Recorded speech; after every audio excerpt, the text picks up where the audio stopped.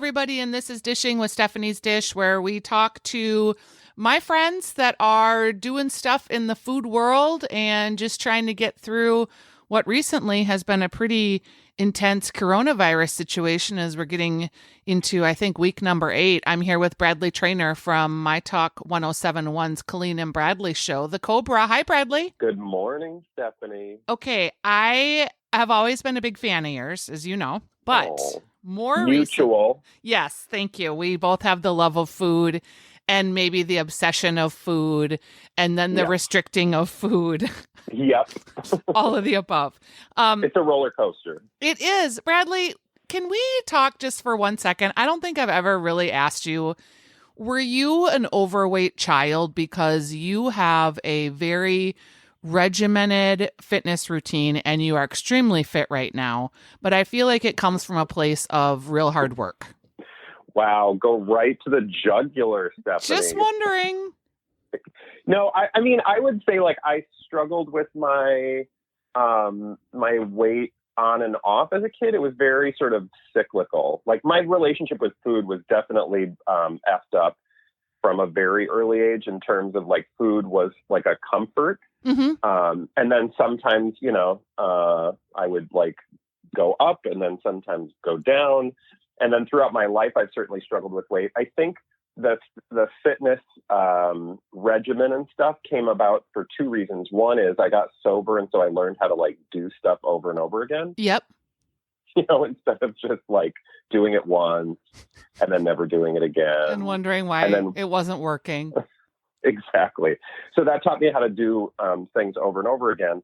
And then when I first got sober, like I didn't worry about the food that I ate. So I gained a ton of weight. And so it was sort of a response to, both of those things. Then I just started going to the gym and working out, and, habits are good. And then, plus it, again, I have a little bit of an addictive personality. So once I start doing something I like, I just want to keep doing it again and again and again. I totally hear myself in those statements. So as we've gotten before, when I would go into the radio station and you were on air with me, you would have like an egg, you'd have some turkey, like you were just a super clean eater. And much to my surprise, as the coronavirus has progressed, I personally have been eating way more bread because I'm doing a lot of baking. And I noticed that you are baking bread. Yep. When was the last time you'd had bread before this? Well, I mean, like I would always eat bread. We never kept it in the, or I shouldn't say we never. For probably the last, 5 or 6 years or so, my partner and I do all the grocery shopping. And so I would rarely bring bread into the house. I know that sounds weird, but it just was like, okay, here's one thing we don't need to have. Yeah. And, we would go out to dinner and have bread. We would, on the weekends, hanging out. Like, it's not like we were actively avoiding bread, but I just tried not to keep it around in the house. And I never really baked things either. So, this has found me sort of putting everything on its head. You, because I feel like you got sort of started with the Instant Pot, and then you got the fermenting kit. Like you are sort of discovering all this stuff, and I'm just watching with fascination. So what made you decide to bake bread? Like, did you have yeast? Because that's the thing that nobody can find, and I'm actually giving a brick away of it today on my Instagram. I know, that's so wonderful. Little secret, I actually found a brick of yeast somewhere, and it's sitting in my cabinet because now I'm doing sourdough, and I'm like, I don't need that yeast. But okay. That's going to be like a challenge, I think, maybe next week, is trying to figure out, because honestly, Stephanie, I've never baked like bread before. So I've never used yeast even, other than maybe the occasional, like once I think I tried to make pretzels, and then once I've made like a pizza crust. So that was about it. Wow. But what's interesting is with the sourdough, before all of this happened, and by that I mean COVID-19, it's weird. I started doing the fermenting thing first because, there's like a health component to that. And, yep. people talk about all the health benefits you get from, fermented foods. And so I was kind of like over there doing a lot of that, like last fall, just going to the farmer's market every weekend and finding things to ferment. And then as a result of that, I was watching a bunch of YouTube videos, because that's where I, like, whenever I want to figure something out, I just run to YouTube and watch videos over and over again. And probably like a month before all this started, I was watching a bunch of sourdough videos thinking I want to try sourdough bread, but I never did because it seems so daunting, doesn't it? Yes, I've never done it, actually. And I'm so impressed that you have. Well, and so this happened, and I thought, well, okay. And then everybody else is doing it. So, like, let's try it. I mean, again, you're literally just starting with flour and water. What could possibly go wrong? Although once you start, you're like, oh, can I swear on this podcast? You can. So, then you're like, oh, shit, now that I started, how do I actually... Because it is way more involved than I ever realized. Yeah, I just watched or read a tutorial on local Instagrammer who is a friend of mine, Zoe Bakes. And I honestly, yeah, okay, she's amazing. I honestly did not know that all the starter was flour and water. Like, I thought you had to have some magic ingredient that would get it to bubble and ferment. Mm-hmm. So I guess, do you have like tips or tricks, or you watch these videos on YouTube and basically you take some kind of flour? They say all-purpose bread flour is probably the worst flour to use because it doesn't have as much natural active things to activate. And then you add water and then you feed your yeast on a daily basis until it like quadruples in size. What kind of flour did you start with? So again, I was super lucky because my weird like obsession with trying sourdough started while there was still a lot of flour available in the store. And I went to the co-op, Seward Co-op, and they carry Bakersfield. Yeah, I have that too right now in my cupboard unopened. Okay, so I had it sitting in my cupboard or my pantry for like a month, just staring at it like it was willing me to try sourdough. Well, then all this happened and I was like, okay, well, we're good on that account. I don't have to worry about going to try to get some kind of wholemeal flour.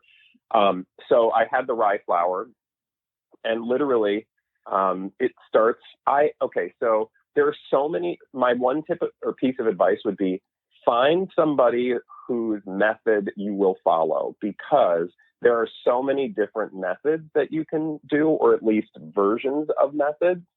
So that if you pick, because there's a lot of steps, right? So you gotta start your starter, but then once you get your starter going, then you have to like make the jump to create a leaven or a sponge, some people call it, and then from that you have to like rest the dough and work the dough and put the dough in the fridge maybe, but like find a person who gives you their own take from start to finish, so that you can just stick to that. Like, as counterintuitive as it might be, or as weird as it might seem, or as like complicated as you think, or like, it's not going to work. Just start, keep going with, that one person's methodology all the way to the end. And then once you've done it, even if it was a huge disaster, then you can start to like figure out why. And then you can maybe go somewhere else and look at what other people are saying and tweak accordingly. Okay, I get that. Is there someone that you recommend to start or to follow? Well, there's two, because I just now did not take my own advice. So, so the first person that I followed, actually, it's because of YouTube. She has a YouTube channel, and she's this wonderful woman down in Texas. Her name is Mary. She has a YouTube channel called Mary's Nest. Okay. And I actually was watching her because she does a lot of fermented foods. She's kind of like an old school, like, hippie fermented foods person. She sounds right up my alley. But she's also like this quaint, charming, like mom, grandma, like person. You just want to watch her on the videos. But she has a method for sourdough. She calls it her foolproof sourdough starter method. And it's very easy. It's like very easy and forgiving. And especially now that we're entering a period of warmer weather, I think it's going to be more forgiving than some of the other methods out there. So and it's just Mary's Nest, and she has a website, marysnest.com. Okay. Then I also use a lot of advice from Rick Nelson. Did you see his piece in the Star Tribune on sourdough starters? No. I don't Okay, know so, how I missed that. I'll have to go back. Yeah, just go to like Star Tribune and type in, I don't know, like sourdough starter. Rick did an interview with, it's a guy from America's Test Kitchen. Yeah, Christopher Kimball. It's not that guy, but his Instagram handle is Wordloaf, and he has like this whole process you can do, which is a whole separate one. And I found that article to be very helpful in terms of like steps and like advice, and if something goes wrong, I found that to be very helpful. So okay. Those are the two things I've been using. All right. And then you get your bread and you made it, and your loaf looks amazing. And once you've got your starter, do you then keep feeding it? Like, does it last forever, or do you have to start over? Yeah. So for me, I'm still figuring all this out, but I'm at the point now where I just refrigerated that. So I made a loaf, my second loaf yesterday. And you have your starter, and you're feeding your starter. If you're going to be baking bread regularly, you can just leave it out, but then you have to keep feeding it every day. And then you do the discard part where you take some out and then you put some flour and water back in. But then now I'm only going to be making bread like once a week probably. So I'm going to now I can put it in the fridge, and then you just have to feed it maybe the night before you want to get that bread process started again. So it becomes pretty low maintenance is my point. I just love this. I'm so excited to start it. Outside of just like a boule, which I think is kind of what I saw on your Instagram, what other things would you make with sourdough? I haven't done anything yet, but now I'm excited because once you get like enough, like you have enough to discard a fair amount of starter after a while, and then you can use that to make all sorts of things. And I've just been watching people post stuff about like you can make sourdough pancakes, or you can add it to a cookie recipe, or yum. So that there's really like all sorts of things you can do. I'm still in that phase, and I don't know what kind of baker or recipe follow where you are, Stephanie, but for me, like I'm like using this simple loaf as my security blanket. Like I don't want to leave it yet. I want to just keep making it until it gets better, and then I'm more confident, and then maybe I'll branch out into, because you can do anything with it, right? So like any bread recipe you can use a sourdough starter with. Absolutely. So you're going to be making baguettes and all kinds of stuff. I did my first focaccia because I saw. Go ahead. Did you make it with yeast? I did make it with yeast, and I saw on Instagram these decorated like canvases that looked like gardens, and I was obsessed. So I made that. Beautiful. I forgot about it. It's the one you posted on Instagram with all the pretty flowers. Yes. And veggies. And it was really tasty, and it was just, my husband liked it. So it was great. I think I would do that again. I find it really interesting that we're going back to some of these, we'll call them like home ec projects, the home crafts, as it were, with food, with fermenting, with drying things, with cooking. So many people are learning how to cook things they've never cooked before. People are making their own stock. I know you've been a pretty good instant potter. What do you find that you're cooking the most of while you're at home? Because it's just you and Jamie. Yeah. I know. You'd think that we had like a family of 6 with the amount of time that I spend in the kitchen. But you know how that is, right? Like you guys must have leftovers for days. Yes, we do. I still cook like I'm feeding a family of 6 because I grew up with 4 kids. And I just always think more is better. I don't know why. It's a little bit of a problem, actually. But I'm managing it better now because I literally I have freezer issues. I always have freezers full of food. And I'm literally eating them down. But then like the meat pandemic happens where, we might not have meat. So of course I run out and buy a bunch more meat. So it's full again. I don't know. I mean, I think I could literally just be in my house for 6 months eating out of what I have and be fine. Yeah, I think we're in the same place. And in fact, I get weird looks because I do the shopping and the cooking. And so every once in a while I get to like, okay, I think we're good on XYZ. Because like you said, I'll think, oh God, meat's going to be in short supply.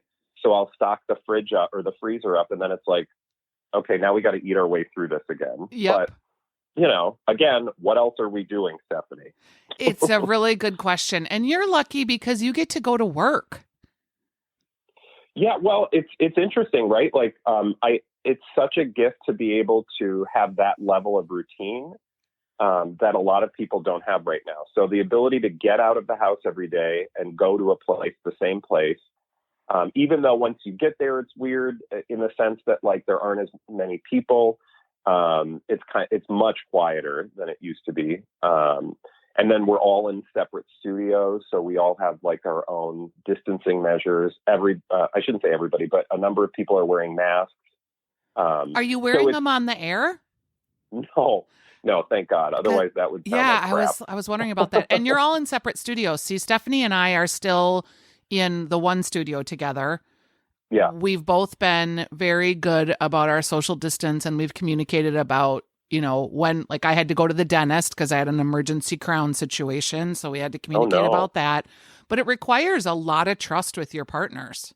Oh, yeah, absolutely. And Lori and Julia, they still broadcast from the same studio. And Colleen and I, we started doing it separate because when this all started, I had just come back from a trip to Atlanta. Like I was in Atlanta when everything basically shut down. So, you know, out of an abundance of caution, I just decided to isolate myself for a period of weeks. And then we're just so used to doing that now. So that's our routine. But again, it is nice to be able to like get in my car every day, drive to work, and have that sense of normalcy. Yeah, because like my husband he works at home. He's a writer, and he's been observing my work at home habits, which like one day this week went from getting up in my bed, putting my robe on, sitting in a chair, starting to work. And there I sat until 5:30. I didn't even get dressed. I just worked. And, you know, half the work I'm working on isn't even paid work, right? It's just like stuff that you're planning or projects you're thinking about. And he's like, I think you need to get some work-life balance. Because it's really hard when everything is just all mushed together. Yeah, my partner, Jamie, he is working from home. And he has like this whole office set up in our dining room. And I will frequently be like, okay, it's 7:00. And I know it's just like, it's so easy to go back to work when the work is like in the next room. Yes. So that's one thing I'm grateful I don't have to deal with. Plus I would be like you, I would literally roll out of bed and sit in a chair with my computer for 8 hours. And forget to like eat or go to the bathroom. That's exactly what I do. Like I actually, I don't know if when this whole thing started, I lost weight. I think I was like the only person that lost weight. But oh no, yeah, because I wasn't eating out, and I'm a big person that eats out, so I was eating out 4 to 5 days a week. When you're all of a sudden eating in, I wasn't eating breakfast or lunch. I was just sitting in my chair working forever, and then I would make like something for dinner, which was usually a protein, some vegetables, and maybe a starch. Like, you can control your own portions, your own food. So have you found that you're eating healthier by cooking all your own food? You know, I cooked a lot before. We went out probably, a couple times a month, or at least once a weekend or something. But we were really good about just being way more careful about like when we splurged. Now we're like, it's this weird thing, right? Of like, everything's different. You need a little bit of comfort in your life. So I would say we're definitely still eating healthy, but I am not afraid of eating food, if that makes sense. Yes.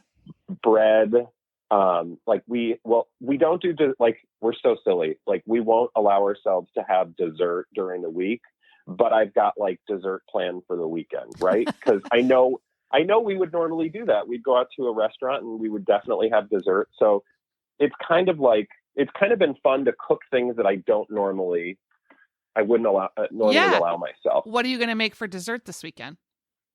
Oh God. I have stuff for, we had a listener call in last week with this apparently killer recipe for chocolate chip cookies. So I somehow snagged a bag of semi-sweet chocolate chips, so I think I'm going to try making chocolate chip cookies. Okay, I'm going to keep my eye out for you. Have you heard the whole technique of where you smack the pan? No. What is this? Okay, this is, I believe, I'm trying to think of, it was an Instagram person that first introduced me to this idea. So you take the cookies out of the oven and they're still warm and everything, and you hit the pan on the top of your counter and it like flattens out the cookies and takes the air out, but gives them like a more soft, chewy, dense center. Oh. So I'll send you the link. And I'll actually put it in the show notes here about the smacking of the cookie, because this was a thing. Also, this same person put sea salt on the top of her cookies. Does that appeal to you?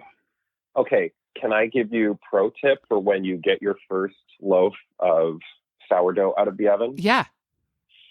So obviously after you let it cool, blah, blah, blah, the first, so like you're going to slice it and then you're going to put some butter on top, and then you're going to, do you have any of like finishing salt? Oh, yes. Okay. So then you're going to, I was going to say, just go crazy with the finishing salt, but whatever you want, just put the finishing salt on top. It is the most amazing thing ever. And then for dessert, so we'll usually, this is what we do. So we'll have one piece with butter and finishing salt, and then dessert is another piece with butter and honey and finishing salt. Yum. That sounds so good. The most amazing. Like, we just sit there and stare at each other like, this is dumb and so good. It's the simple things, right? It really is. I appreciate you talking to me about your bread baking journey. I'm going to keep my eye out for your cookies. Thanks for joining me today, Bradley. It's been great to catch up. Of course. It's so good to see you. Talk to you. I can't wait to actually see you again. Yes. And where can people follow you? You're at Bradley Traynor on Instagram, right? Yeah, my Instagram is weird. It's just at Bradley J Traynor. Okay. Traynor. All right. That's where people, I think, can find you. And they can listen to you, of course, on My Talk 107.1 from noon to 3 every day. And thanks for keeping it real over there. I really have enjoyed listening to you guys. It makes it feel like there's something normal that's happening in my day. And I always can count on the crazy, stupid idiots in Florida, right? Yes. One thing we've learned is that it doesn't matter whether there's a pandemic or not. There will always be dumb people in Florida. Doing dumb things. Doing dumb things. And in fact, maybe there's more. Who knows? Yeah, well, now it's becoming even more clear, I think. Yes. I was just sort of hoping that the whole state would crack in half and just sink. Well, we're not gonna let that happen, mostly because my mother is there. So okay, all right. Let's until she's ready to move on. Let's not let it just sink into the ocean. Yeah. All right, Bradley. It was good to talk to you. Good to talk to you. Okay. Bye-bye. Bye.